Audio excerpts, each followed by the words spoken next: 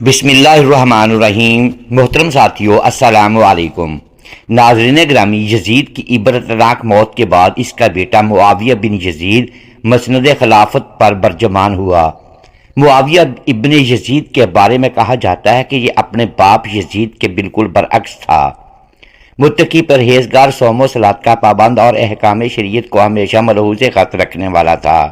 معاویہ ابن یزید ایک دم سے ان اچھی خصلتوں کا حامل نہ ہوا تھا، بلکہ یزید نے اس کی پرورش میں کوئی کمی نہ چھوڑی تھی اور اس کو ایک متقی اور پرہیزگار اور نہایت مشہور عالم دین عمر المقصوص کے زیر تربیت تعلیم حاصل کرنے کے لیے بھیجا تھا۔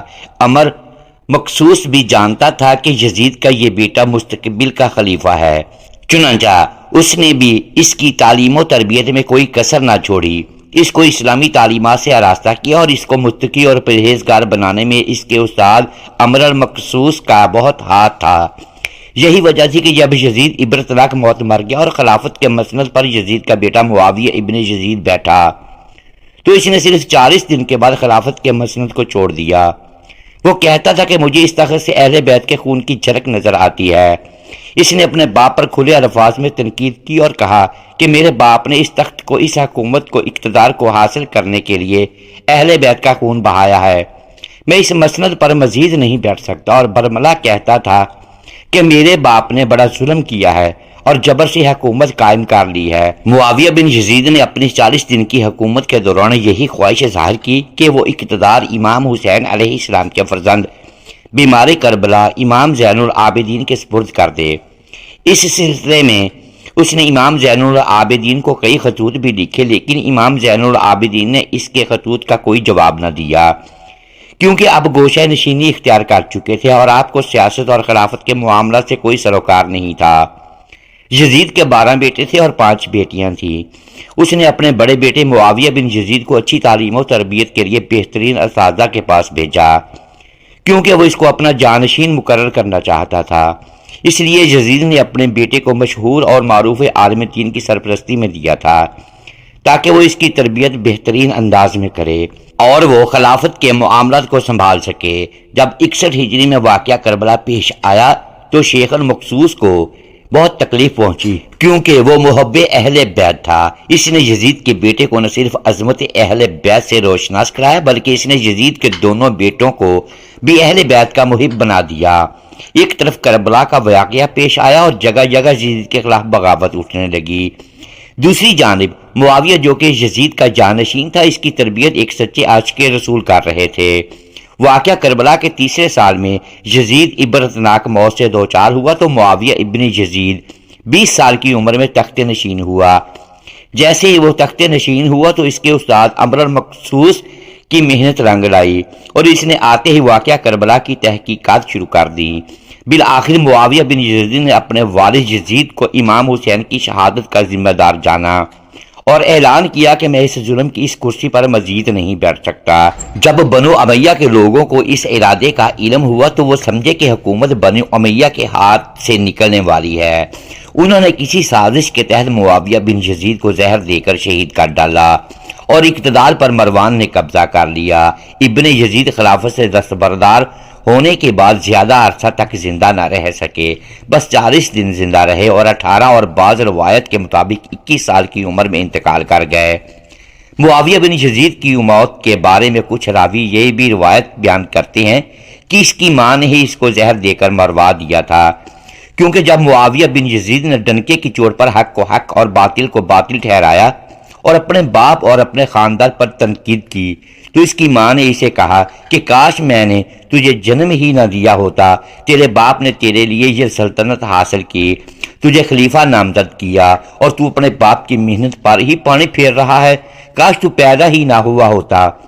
یہ سن کر وہ کہنے لگا کہ میری ماں، میں بھی تو یہی کہتا ہوں کہ کاش میں پیدا ہی نہ ہوا ہوتا اور آج یہ دن نہ دیکھا ہوتا کہ میں اہل بیت کے خون سے رنگے ہوئے اس خلافت کے تخت پر بیٹھتا۔ چنانچہ روایت کے مطابق اس کی ماں نے ہی اس کو کھانے میں زہر دے کر مار ڈالا تھا۔ معاویہ بن یزید بن معاویہ بنی امیہ کا تیسرا خلیفہ ہے، جو یزید کے مرنے کے بعد سن 64 کو خلافت تک پہنچا اور مختصر مدت کے بعد خلافت سے دستبردار ہوئے اور انتقال کر گئے۔ خلافت سے دستبرداری کے بارے میں مورخین کے مابین اختلافات رائے پایا جاتا ہے، لیکن اکثریت کا کہنا یہ ہے کہ ان کا جھکاؤ امام علی کے خاندان کی طرف تھا۔ معاویہ دوم کی خلافت سے دستبردار ہونے کے بعد مروان بن حکم مسند خلافت پر بیٹھ گیا اور امویوں کی حکمرانی کا سلسلہ ختم ہونے تک مروانی خلافت پر قائم رہے۔ معاویہ بن یزید کی وفات کے وقت ان کی عمر 18 سال بتائی گئی ہے اور وہ دمشق میں دفن ہوئے۔ معاویہ بن یزید کی وفات 64 ہجری میں ہوئی اور دمشق میں دفن ہوئے۔ اس کی موت کی وجہ معلوم نہیں ہے۔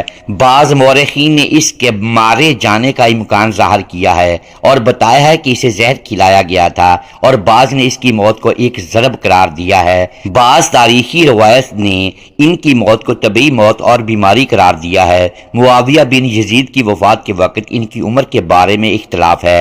ابن قتیبیہ نے ان کی وفات کے وقت ان کی عمر 18 سال ذکر کیا ہے۔ تاریخی یعقوبی میں معاویہ ابن یزید کا ایک خطبہ بھی ملتا ہے جو انہوں نے اپنی خلافت سے دستبرداری کے موقع پر اپنے خاندان کو اور عام روایا کو اپنے سامنے جمع کر کے ارشاد فرمایا۔ اللہ کی حمد و ثنا کے بعد کہا، اے لوگو، تمہارے ذریعے ہماری آزمائش ہوئی ہے اور ہمارے ذریعے تمہاری آزمائش ہوئی ہے۔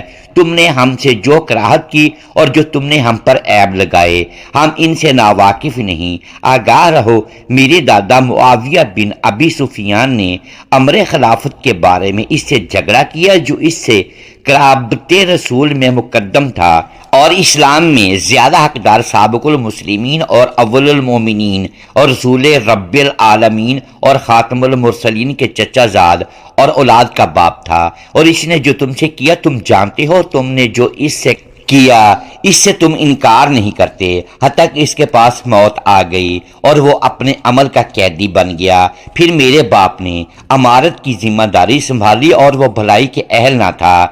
اس نے اپنی خواہش کی پیروی کی اور اپنی خطا کو اچھا سمجھا، اور اس کی امید بڑھ گئی، اور امید نے اس سے وعدہ خلافی کی اور اجل اس سے رکا رہا، بس اس کی طاقت کم ہو گئی اور اس کی مدت ختم ہو گئی، اور وہ اپنی قبر میں اپنے گناہوں اور جرائم کا قیدی بن گیا۔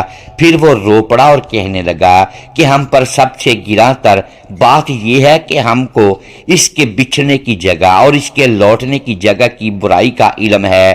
اس نے عترت رسول کو قتل کیا ہے، ان کی حرمت کو مباح کیا ہے اور کعبے کو جلایا ہے، اور تمہارے امور کو سنبھالنے کا میرا کوئی ارادہ نہیں اور نہ تمہارے تاوانوں کو برداشت کرنے والا ہوں۔ تم جانو تمہارا کام، خدا کی قسم اگر دنیا غنیمت ہے تو ہم نے اسے اپنا حصہ لے لیا ہے، اور اگر شر ہے تو آل ابی سفیان کے لیے وہی کافی ہے جو وہ اس سے حاصل کر چکے ہیں۔ معاویہ بن یزید کے استاد شیخ عمرو المقصوص کے بارے میں بھی روایت میں آتا ہے کہ اس کی ماں نے اور بنو امیہ نے اس کو بھی زندان خانہ میں ڈال دیا تھا کہ تمہاری پرورش اور تربیت کی وجہ سے معاویہ بن یزید نے یہ قدم اٹھایا اور خلافت کو چھوڑ دیا اور ہمارے خاندان کے ماتھے پر کالک مل دی۔ چنانچہ عمرو المقصوص کو بھی زندان خانہ میں ڈال دیا گیا اور بعض روایت میں اس کو بھی زہر دے کر مار دیا گیا۔ محترم ناظرین، امید ہے آج کی یہ ویڈیو آپ کو پسند آئی ہوگی۔ ناظرین گرامی، ویڈیو کو لائک کیجیے اور اپنے اس چینل کو سبسکرائب لازمی کیجیے اور بیل آئیکن پریس کر دیں۔ شکریہ، اللہ حافظ۔